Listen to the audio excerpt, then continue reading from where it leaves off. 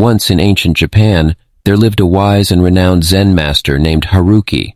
He was known not only for his profound teachings, but also for his extraordinary attitude in the face of any situation. People from all walks of life sought his guidance, hoping to gain insight into life's mysteries and learn from his unwavering positive disposition. One day, a skeptical and mischievous young man named Ryu arrived at the Zen master's temple, intent on testing the old master's patience.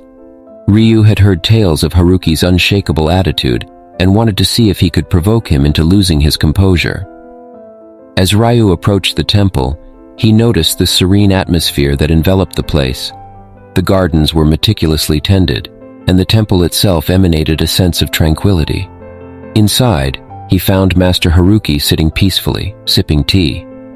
Ryu decided to put on an act, pretending to be greatly troubled and confused about life. He approached the master with a furrowed brow and an air of distress.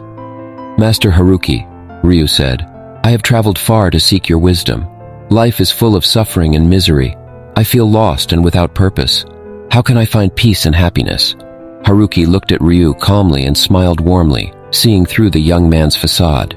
He said, "Dear Ryu, it is common for us to feel lost and troubled at times. However, the key to finding peace lies within you." Seemingly unfazed by Ryu's attempt to provoke him, the master continued, "Imagine that life is like a vast canvas, and you are the painter. With each thought, action, and attitude, you add colors to this canvas.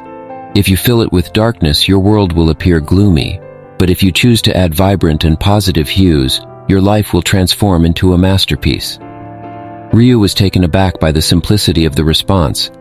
He had expected the master to be irritated or give him a complex riddle. Instead, he found himself intrigued by Haruki's words. "But how can I maintain such an attitude in the face of challenges and hardships?" Ryu asked, still trying to test the master's patience. Master Haruki chuckled softly.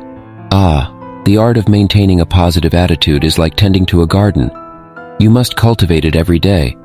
Embrace each experience as an opportunity to grow, learn, and become more resilient." Ryu sensed a genuine sincerity in the master's words and felt a connection to his teachings. He decided to drop the act and be sincere with his questions. "Master, I have seen people who have hurt me deeply. How can I forgive and let go of this pain?" The Zen master's eyes softened with compassion. He replied, "Forgiveness is not for the person who hurt you. It is a gift you give to yourself. Carrying the burden of resentment only darkens your heart. Free yourself from this weight, and you will find liberation." As the days turned into weeks, Ryu continued to learn from Master Haruki, who patiently guided him toward a deeper understanding of life and the power of attitude. Haruki's teachings transformed Ryu's perspective, and he began to see the world in a new light. Ryu discovered that the real strength was not in defeating others or testing the master's attitude, but in mastering his own mind and emotions. He learned that cultivating a positive attitude was not a momentary effort, but a lifelong practice that required patience, mindfulness, and self-compassion. In the end, the skeptical and mischievous young man, Ryu, left the Zen master's temple with a heart full of gratitude and a newfound appreciation for the power of attitude in shaping one's life. And from that day on, he dedicated himself to spreading the teachings of Master Haruki, inspiring others to embrace life with a positive attitude and an open heart.